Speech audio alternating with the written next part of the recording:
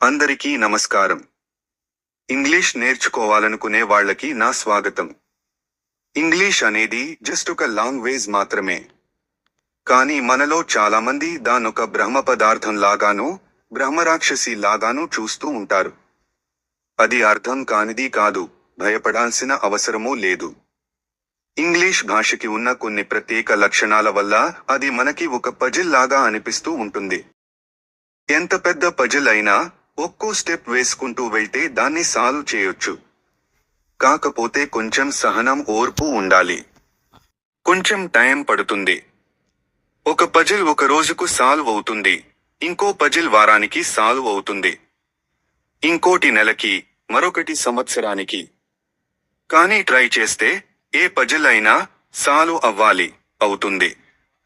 అలాంటి పజిల్ లాంటి ఇంగ్లీష్ అంతు చూడడానికి నేను మీకు సహాయం చేస్తాను. జాగ్రత్తగా నేర్చుకుందామా?